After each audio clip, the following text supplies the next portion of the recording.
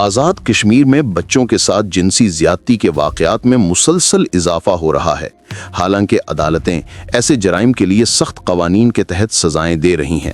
2020 میں نافذ ہونے والی criminal law third amendment act کے تحت سیکشن 377A بچوں کے ساتھ جنسی زیادتی کرنے والے افراد کے لیے سخت سزائیں تجویز کرتا ہے، جن میں سزائے موت، عمر قید یا کیمیائی یا سرجیکل خصی شامل ہیں۔ گزشتہ 15 دنوں کے دوران مظفر آباد اور نیلم میں 2 سنگین واقعات پیش آئے، جن میں 13 سال کی معصوم بچیوں کو اغوا کر کے جنسی زیادتی کا نشانہ بنایا گیا۔ حیران کن طور پر دونوں ملزمان پہلے سے شادی شدہ تھے۔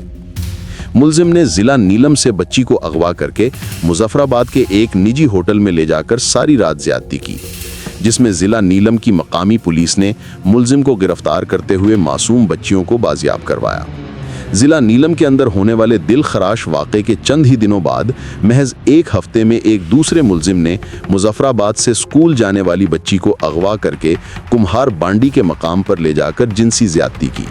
یہ واقعہ بھی تھانہ پولیس سٹی مظفر آباد کے اندر رپورٹ ہوا، جس کے بعد اس ملزم کو کمہار بانڈی ضلع مظفر آباد کے نواحی گاؤں پولیس اسٹیشن سٹی مظفر آباد کے اسسٹنٹ سب انسپیکٹر سائم داد خان نے پولیس نفری کے ہمراہ گرفتار کر کے معصوم بچی کو برآمد کیا۔ ابتدائی میڈیکل رپورٹ کے مطابق ہر 2 معصوم بچیوں کے ساتھ جنسی زیادتی ہونا بتائی گئی۔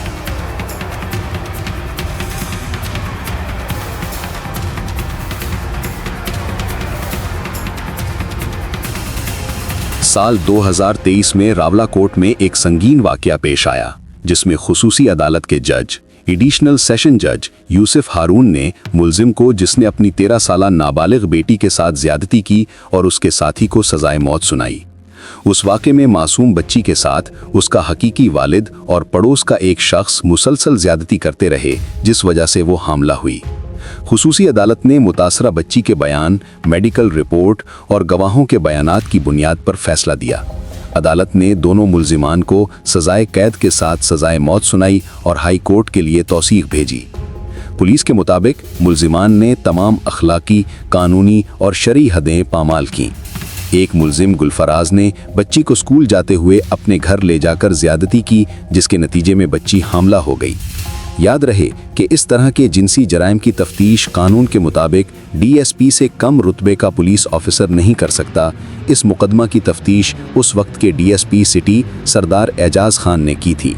مستغیث مقدمہ کے وکیل سردار زیاد کے مطابق مقدمہ بچوں کے خلاف جنسی جرائم کے لیے قائم خصوصی عدالت میں چلایا گیا اور عدالت نے تمام شواہد کی بنیاد پر فیصلہ دیا۔